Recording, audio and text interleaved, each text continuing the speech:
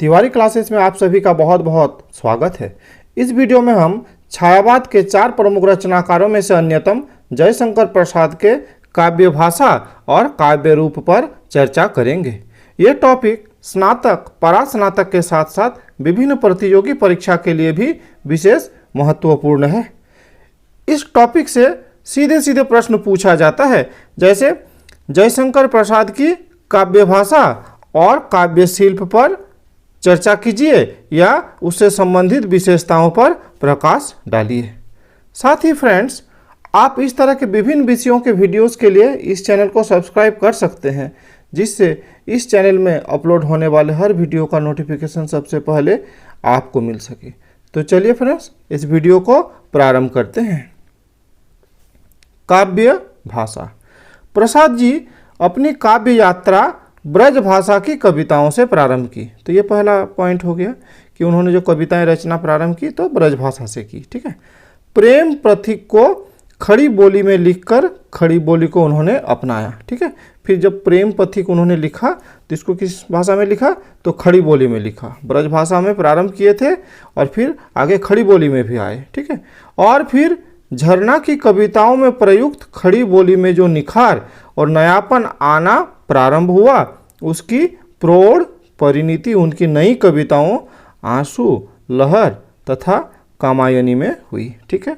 आप जानते हैं कि खड़ी बोली का ही विकसित रूप क्या है, जिसको हम लोग आज क्या बोलते हैं, हिंदी बोलते हैं। और ये भी आप जानते होंगे कि प्रसाद जी का जो काव्य भाषा था बहुत ही सशक्त था, है ना। प्रसाद जी की काव्य भाषा क्रमशः विकसित होती गई, वो धीरे धीरे प्रौढ़ता की ओर बढ़ते गए।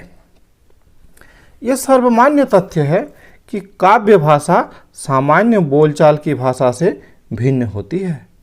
सामान्य भाषा जहाँ तथ्यात्मक, सूचनात्मक और प्रयोजन सापेक्ष हो सकती है, वहीं काव्य भाषा भावात्मक होती है।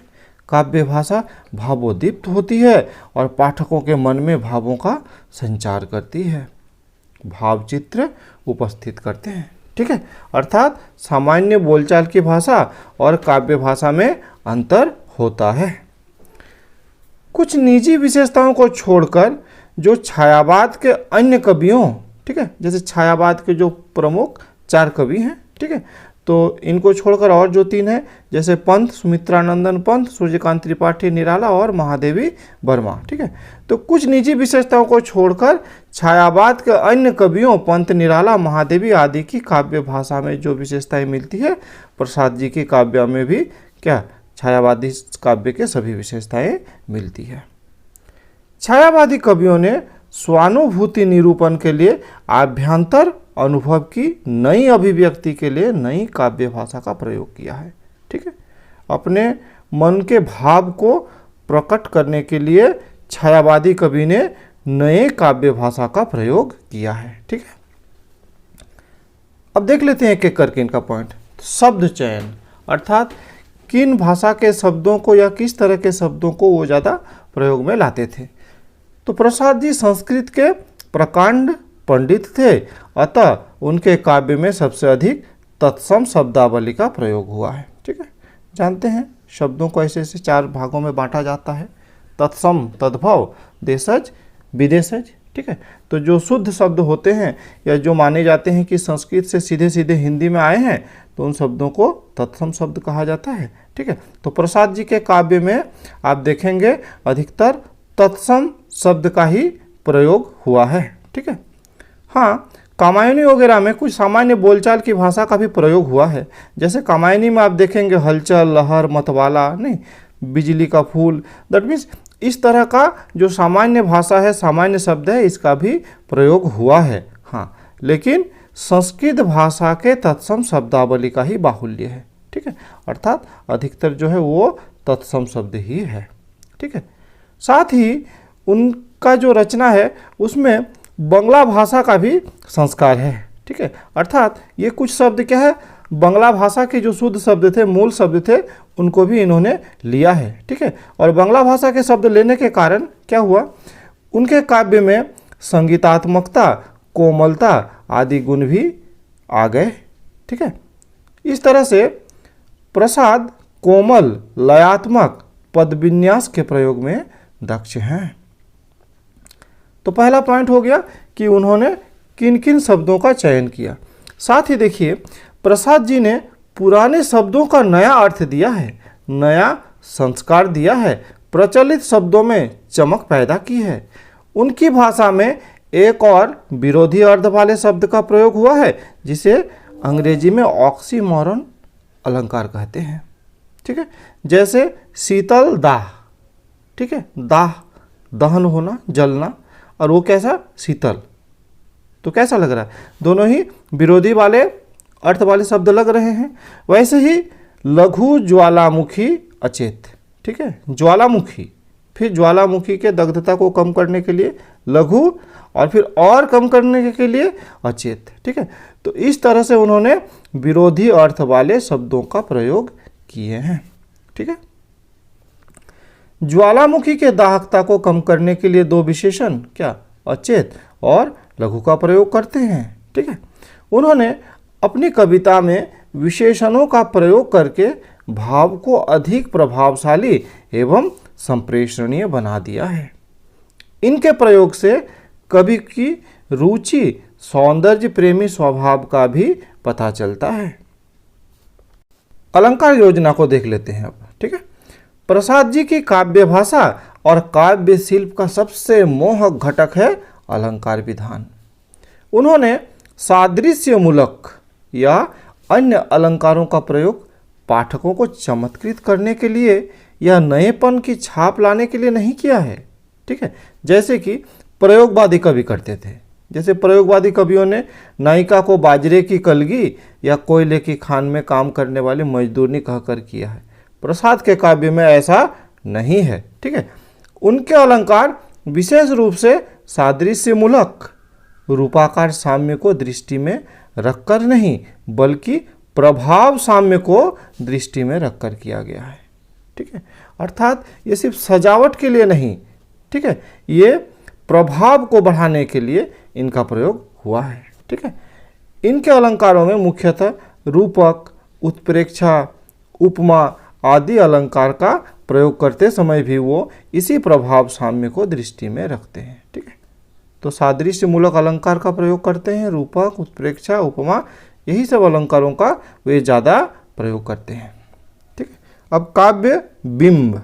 ठीक है, बिंब मतलब क्या होता है, एक मानस छवि, नहीं मतलब जो सुन के शब्द को सुन के उसका अर्थ समझ के हमारे मन में जो एक छवि बनती है, उसी को क्या कहते हैं, काव्य बिंब। ठीक है, तो काव्य बिंब शब्दार्थ के माध्यम से कल्पना द्वारा निर्मित एक ऐसी मानव छवि है जिसके मूल में भाव की प्रेरणा रहती है। ठीक है, इसे काव्य को भावोद्दीप्त करने वाला शब्द चित्र भी कहा जाता है। ठीक है, अर्थात जो काव्य बिंब है उसको आप शब्द चित्र भी कह सकते हैं। ठीक है, ये कवि के तीव्र भावावेग को पाठक तक संप्रेषित करता है और पाठक के कल्पना के सामने एक चित्र प्रस्तुत करता है। ठीक है, प्रसाद जी के काव्य के पीछे इंद्रिय अनुभवों की चेतना है। ठीक है, इंद्रिय चेतना के आधार पर काव्य बिंब के 5 भेद बताए गए हैं। ठीक है, जैसे चाक्षुष बिंब अर्थात आँखों से देखा हुआ, वैसे ही ध्वनि बिंब सुना हुआ, स्वाद बिंब चखा हुआ, स्पर्श बिंब टच किया हुआ और गंध। ठीक है, प्रसाद जी के काव्य में ये सभी प्रकार के बिंब मिलते हैं।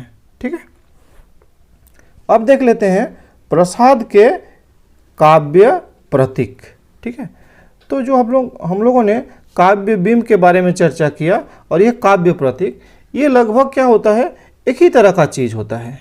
ठीक है, क्या कि जब कोई काव्य बिंब को हम बार बार प्रयोग करते हैं, ठीक है, और उसका जो अर्थ है लगभग एक ही जैसा हो जाता है, तो उसी को हम लोग क्या कह सकते हैं, काव्य प्रतीक कह सकते हैं। ठीक है, थोड़ा सा इसको समझ लेते हैं डिटेल में। ठीक है, जब भावावेग प्रेरित कल्पना मन में एक सहज स्फूर्त तात्कालिक चित्र उपस्थित करती है तो क्या होता है, बिंब होता है। ठीक है, अर्थात हम लोगों ने देखा कि जो मानस छवि है ना, कोई घटना के बारे में, कोई चीज़ के बारे में जो मानस छवि बनता है उसी को क्या बोलते थे, काव्य बिंब बोलते थे। ठीक है, मूर्तता बिंब का गुण है, पर वो अनेकार्थक और अस्पष्ट हो सकता है। ये अनेकार्थक और अस्पष्ट क्या हो सकता है? जैसे कोई भी एक काव्य बिंब है, ठीक है, वो हो सकता है कि मेरे लिए कुछ और अर्थ रखते हो, आप उसका कुछ और अर्थ निकालते हो, तो इस तरह से क्या हो सकता है, ये अनेकार्थक हो सकता है, ठीक है। लेकिन जब ये बिंब बार बार उसी अर्थ में दोहराया जाता है और लगभग रूढ़ एकार्थक हो जाता है, मतलब मीनिंग फिक्स हो जाता है, ठीक है, तो वही प्रतीक कहलाता है, ठीक है। उदाहरण से और स्पष्ट हो सकेगा, जैसे झंझा झकोर, ठीक है, आकुलता का प्रतीक है, ठीक है। गर्जन वेदना की तड़प का प्रतीक है, ठीक है। कामायनी का सारा रचना विधान भी, जिसे रूपक कहा जाता है, एक अर्थ में प्रतीक निर्भर ही है। प्रसाद की भाषा और मिथकीयता, अब इस टॉपिक पर बात कर लेते हैं। मिथक पौराणिक कल्पना है, ठीक है, इसका आधार जातीय स्मृति और विश्वास होते हैं। मिथकीय कल्पना कविता के लिए तभी उपयोग होती है जब कवि जातीय विश्वास में एक तरह का हस्तक्षेप करता है, ठीक है। कामायनी, इस काव्य को पढ़ेंगे ना तो ये सारी बातें बहुत अच्छे से समझ में आएगी, ठीक है। तो कामायनी क्या है? वैदिक आख्यान पर आधारित काव्य है, ठीक है। उसके पात्र मनु, श्रद्धा, ईड़ा सारे पौराणिक पात्र हैं, अतः कामायनी का आधार ही मिथक है, ठीक है। प्रसाद जी ने कामायनी में मिथकीय कल्पना में अपनी ओर से भी बहुत कुछ जोड़ दिया है। उसमें आधुनिक संघर्षशील आपाधापी वाले युग का भी चित्र प्रस्तुत किया है, ठीक है। आधुनिक सभ्य मानव के विडंबना पूर्ण जीवन की हकीकत भी बता दी है, ठीक है।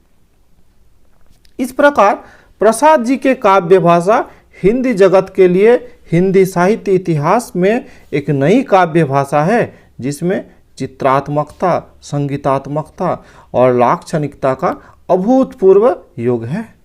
इस भाषा के निर्माण में कवि की आंतरिक अनुभूति और कल्पना वैभव दोनों का योगदान रहा है। अब काव्य शिल्प को देख लेते हैं।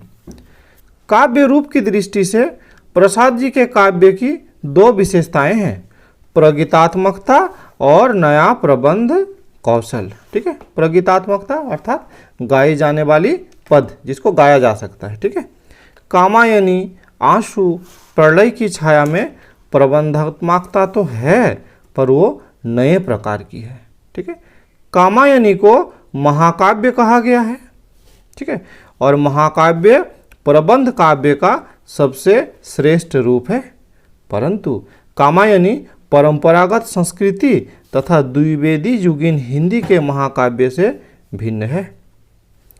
कवि ने कामायनी की रचना करते समय महाकाव्य के परंपरागत लक्षणों तथा प्रतिमानों की ओर ध्यान नहीं दिया है, ठीक है।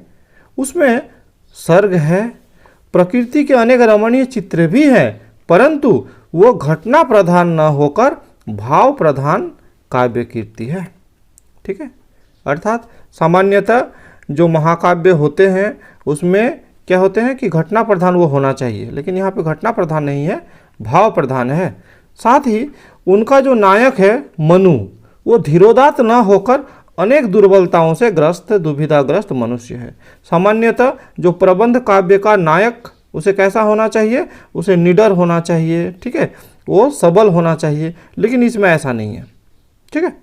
उनका विधान अनेक स्थलों पर प्रगीतात्मक हो उठा है, ठीक है। अर्थात जो परंपरागत लक्षण और प्रतिमान है, कामायनी में ये सारा नहीं फॉलो होता है, फिर भी ये एक बहुत ही अच्छा महाकाव्य है। ईड़ा सर्ग प्रगीतों का संग्रह है, ठीक है। प्रत्येक छंद में भिन्न भाव है, यद्यपि वे एक सूत्र में पिरोए गए हैं। परंपरागत छंद विधान के नियम का भी पालन नहीं किया गया है, ठीक है। जहाँ तक आंसू का संबंध है तो कवि ने उसके छंदों को विभिन्न अवसरों पर अपनी मनोदशा तथा मन में उठते हुए भावों को व्यक्त करने के लिए लिखा है, ठीक है। अतः उनके छंदों में भी कोई पूर्वापर क्रम नहीं है। परंतु बाद में प्रसाद जी ने उनको क्रमबद्ध किया और उसका ये परिणाम हुआ कि उसमें एक सूत्रता आ गई। इस कथा सूत्र के कारण उसे प्रगीतात्मक या प्रगीतात्मक प्रबंध काव्य कहा जाता है, आंसू को। ठीक है। प्रसाद जी के प्रगीतों में गीति काव्य के सभी लक्षण तो है ही, पर एक विशेषता जो हमें आकृष्ट करती है वो है नया छंद विधान। ठीक है। पुराने छंदों का संस्कार किया गया है तो कहीं लोक छंदों का नया रूप दिया गया है। इसी प्रकार प्रसाद जी ने पुराने छंदों तथा लोक छंदों का उपयोग नई शैली में डालकर किया है। छायावाद की प्रगीतात्मक अभिव्यक्ति और रूप विधान की सब विशेषताएं प्रसाद के प्रगीतों में मिलती है। वे भारतीय संस्कृति के अनन्य उपासक थे। उन्हें अपने गौरवपूर्ण और महिमा मंडित अतीत पर अभिमान था तथा वो अतीत के माध्यम से ही वर्तमान भारत के निराश, अवसादपूर्ण एवं निष्प्राण भारतवासियों का मार्गदर्शन कर उन्हें अपना वर्तमान सुधारने की प्रेरणा देना चाहते हैं। ठीक है। कामायनी में भी इसी बात को स्पष्ट किया गया है। ठीक है। साथ ही उनके जो ऐतिहासिक नाटक है वो भी इसी बात के साक्षी हैं। लहर में संकलित ऐतिहासिक प्रसंगों पर आधारित आख्यानक गीत अशोक की चिंता, ठीक है, वैसे ही शेर सिंह का अस्त्र समर्पण इसी मानसिकता, सांस्कृतिक चेतना तथा राष्ट्र प्रेम की अभिव्यक्ति को दिखाते हैं। ठीक है।